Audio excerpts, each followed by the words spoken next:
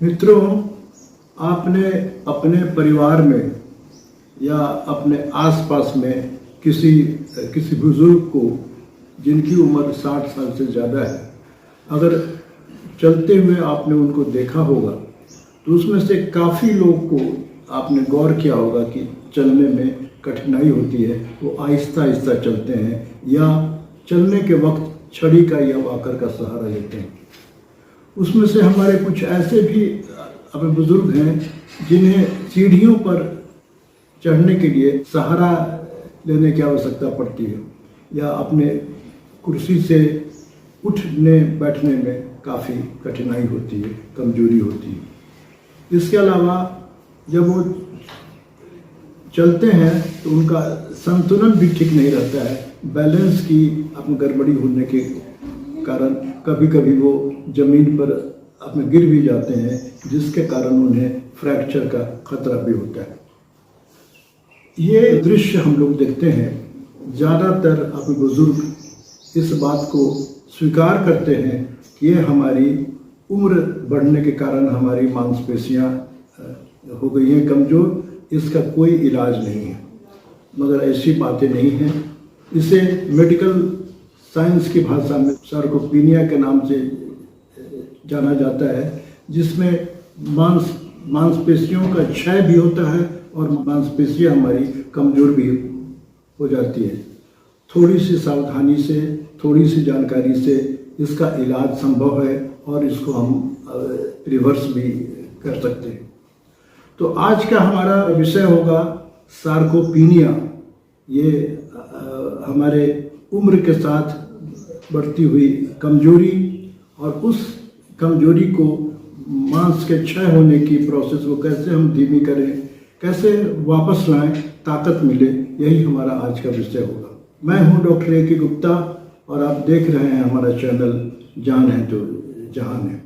इसमें हम आपसे विस्तार से आपको अपना जिक्र करेंगे सार्कोपीनिया के बारे में। सार्कोपीनिया क्या है, इसके मुख्य कारण क्या होते हैं, इसकी डायग्नोसिस कैसे होती है और इसका उपचार कैसे करते हैं। अगर अर्ली स्टेज में इसको पहचान ली जाए और इसका उचित उपचार हो तो कोई शक नहीं कि हमारे बुजुर्ग हैं वो एक बेहतर ज़िंदगी जी पाएंगे और उन्हें इस तरह की कमजोरी का सामना नहीं करना पड़ेगा। तो आइए हम चर्चा की शुरुआत करते हैं कि सार्कोपीनिया क्या है। सार्कोपीनिया का मतलब होता है, सार्को का मतलब होता है मांसपेशी और पीनिया का मतलब होता है कम होना या क्षय होना।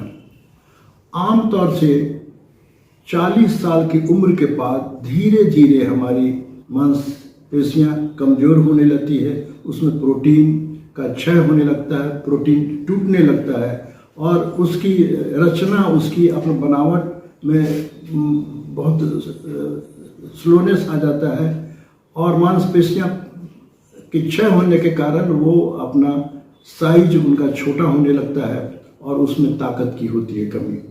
40 साल से ये प्रोसेस स्टार्ट होता है सार्कोपीनिया का, मगर 60 साल आते आते ये प्रोसेस बहुत ही रैपिड हो जाता है। बहुत तेज गति से हमारी मांसपेशियां कम होने लगती हैं, छोटी होने लगती हैं, उसमें ताकत की कमी होती है। तो अगर इसको समय पर इसका उचित ट्रीटमेंट नहीं हुआ तो पेशेंट को चलने में, उठने बैठने में, बैलेंस में, हर चीज़ में, दैनिक काम करने में कठिनाई होने लगती है। इस सार्कोपीनिया को डायग्नोसिस कैसे करते हैं? तो जब किसी भी बुजुर्ग को आपको लगे कि आपको उठने बैठने में कठिनाई हो रही है, आपकी गेट, आपकी चाल पहले से धीमी होती जा रही है, आपको चलने में थोड़ा आगे झुकना पड़ता है, सीढ़ी चढ़ने में बिना किसी सहारे के नहीं चढ़ पाते हैं, तो आप ये सारे के सारे लक्षण सार्कोपीनिया के संकेत है। आपको डॉक्टरी सलाह लेनी चाहिए और अगर सार्कोपीनिया आपका साबित होता है, उसके उसके अपने कारण समझ में आते हैं, तो उसके कारण और सार्कोपिनिया दोनों का इलाज एक साथ होने से आपकी खोई हुई शक्ति, खोई हुई ताकत वापस आएगी और आप एक बेहतर जिंदगी जी पाएंगे। अब मैं आपसे बात करने जा रहा हूँ कि सार्कोपिनिया का डायग्नोसिस कैसे करते हैं। डायग्नोसिस में उसमें दो बातों का देखना आवश्यक है। उस व्यक्ति की स्पीड ऑफ गेट, उनको 1 मिनट में कितना स्टेप्स अपना चलते हैं, और गेट जब धीमी अपनी गति की हो जाए और हैंड अपने ग्रिप का एक टेस्ट होता है, हैंड ग्रिप अपना कमजोर हो जाए, इसका मतलब है कि सार्कोपिनिया की पूरी संभावना है। तो जो हमारे बुजुर्ग पहले से जिनको डायबिटीज है, जिनको COPD दमे की शिकायत है, जो सिगरेट का स्मोकिंग करते थे, जिनको कैंसर की बीमारी है या जिनको हार्ट की बीमारी है, ऐसे लोगों में सार्कोपिनिया की वारदात ज़्यादा है। और ऐसे लोगों को 40 साल के बाद चलने फिरने में, उठने बैठने में, गेट में, सब में उनको दिक्कत होती है। तो जब आपको ये लगे कि सार्कोपिनिया का आक्रमण हो चुका है, आपको दैनिक काम करने में दिक्कत होती है, तो आप निश्चित तौर पे जानना चाहेंगे कि इसका उपचार क्या है। तो इसका उपचार है कि जो चीज़ पहले से है आपको, ये प्राइमरी डिजीज जैसे डायबिटीज, कैंसर, हार्ट की बीमारी या दमा, उसका समुचित इलाज भी होना चाहिए। अगर आपको किसी कारण से कॉर्टिसोन नाम की दवा दी जा रही है, तो कॉर्टिसोन की दवा का इस्तेमाल भी सार्कोपिनिया का कारण हो सकता है। उसकी मात्रा को घटाना पड़ेगा या उस दवा को स्टॉप करनी पड़ेगी। आपको अगर अल्कोहल की आदत है, तो अल्कोहल की आदत को छोड़ना पड़ेगा। इसके अलावा जो सबसे महत्वपूर्ण चीज़ है कि आपको अपने दैनिक रूटीन में एक्सरसाइज के लिए समय निकालनी पड़ेगी। और सार्कोपिनिया होने पर सिर्फ आधा घंटा टहलने से आपका काम नहीं चलने वाला है। आधे घंटे टहलने से आपको कार्डियो एक्सरसाइज की सहायता मिलती है। मांसपेशियों की मजबूती के लिए आपको रेसिस्टेंट एक्सरसाइज, स्ट्रेंथनिंग एक्सरसाइज भी आपको सीखना होगा और करना पड़ेगा।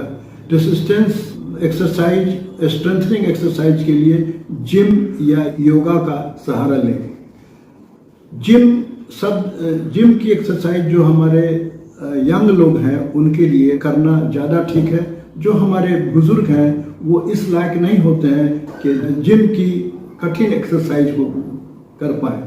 ओल्ड एज में ज़्यादातर लोगों को जिम एक्सरसाइज करने का एडवाइस नहीं किया जाता है। हमारे 40 साल से ऊपर के लोगों के लिए जो बेहतरीन एक्सरसाइज है वो है योगा। योग में अगर ये ऐसे व्यक्ति सूर्य नमस्कार, पवन मुक्तासन, भुजंग आसन, इस तरह के और कुछ प्राणायाम नियमित करता है, तो मांसपेशियों में खोई हुई ताकत वापस आने की पूरी संभावना होगी। मगर सिर्फ एक्सरसाइज ही काफ़ी नहीं है। उनको सारा दिन, अगर उनकी लाइफ स्टाइल शिथिल है, सिडेंट्री लाइफ स्टाइल जो एक मुख्य कारण है सार्कोपिनिया का, सिडेंट्री लाइफ स्टाइल को एक्टिव लाइफ स्टाइल में चेंज करना होगा। इसका मतलब है कि हर 1 घंटे के आराम के बाद, कुर्सी पर बैठने के लिए या बेड पर आराम करने के बाद, आपको 5 से 10 मिनट का समय निकालना पड़ेगा टहलने के लिए। या अपने फ्लोर पर चढ़ें या सीढ़ी हो तो सीढ़ी पर एक बार जाएं, एक बार आएँ। साइकिल अगर आपने स्टैटिक साइकिल रखी है तो 5 मिनट के लिए साइकिल भी चलाएं। कोई भी गतिविधि 1 घंटे के आराम के बाद 5 मिनट के लिए करना है, तब ये सक्रिय जीवन शैली मानी जाएगी। एक्सरसाइज के अलावा जो सबसे महत्वपूर्ण चीज़ है पौष्टिक भोजन। पौष्टिक भोजन में आपको प्रोटीन समुचित मात्रा में मिलनी चाहिए, विटामिन डी समुचित मात्रा में मिलना चाहिए, और कैल्शियम और अच्छे क्वालिटी के फैट आपके भोजन में होने चाहिए। प्रोटीन आम लोगों के लिए 0.8 ग्राम पर केजी ऑफ बॉडी ICMR ने रिकमेंड किया है। मगर जो हमारे बुजुर्ग हैं जिनको सार्कोपिनिया है, उनको 1.2 ग्राम पर केजी ऑफ बॉडी वेट प्रतिदिन खाना चाहिए। और ये अपने प्रोटीन में हाई क्वालिटी की अपने प्रोटीन होनी चाहिए, जिसमें मांसाहारी अपना भोजन भी आता है, और ऐसे प्रोटीन जिसमें ल्यूसीन की मात्रा अधिक हो। ल्यूसीन की मात्रा दाल में अच्छी मात्रा में होती है और मांसाहारी अपना भोजन में होती है।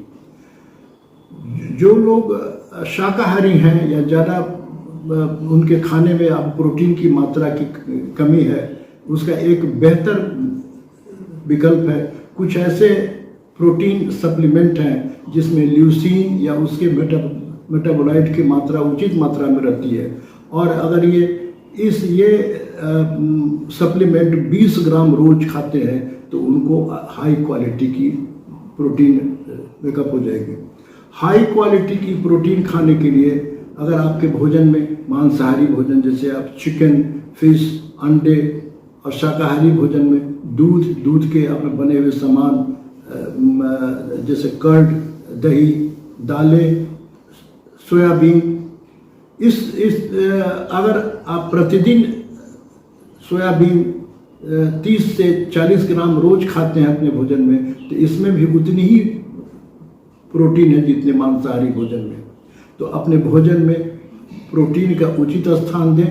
विटामिन डी और कैल्शियम उचित मात्रा में होना चाहिए, मैग्नीशियम उचित मात्रा में होना चाहिए, और विटामिन डी का एक बहुत आसान है विकल्प। अगर रोज दिन सुबह में आधे घंटे धूप का सेवन करते हैं तो आपको विटामिन डी उचित मात्रा में मिलेगी। इन बातों के अलावे अगर किसी तरह की आपको व्यसन की आदत है, तंबाकू, अल्कोहल, तो उसे छोड़ना पड़ेगा, अन्यथा आपकी मांसपेशियां और भी अपना कमज़ोर होगी।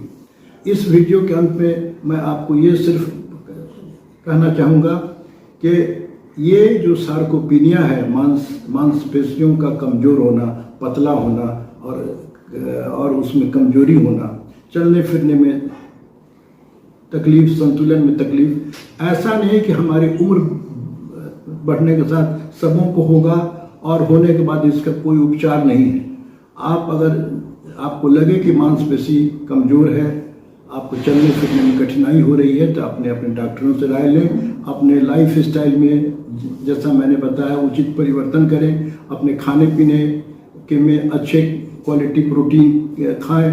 एक्सरसाइज, मॉर्निंग वॉक के अलावा योग भी नियमित करें, तो निश्चित तौर से सार्कोपीनिया में काफ़ी कमी आएगी और आपके जीवन के अंत तक आप एक अच्छी और बेहतर ज़िंदगी जिएंगे, अपना काम खुद कर पाएंगे, औरों की सहारा लेने की नौबत नहीं आएगी। इन्हीं शब्दों के बाद साथ में इस वीडियो को समाप्त करता हूँ।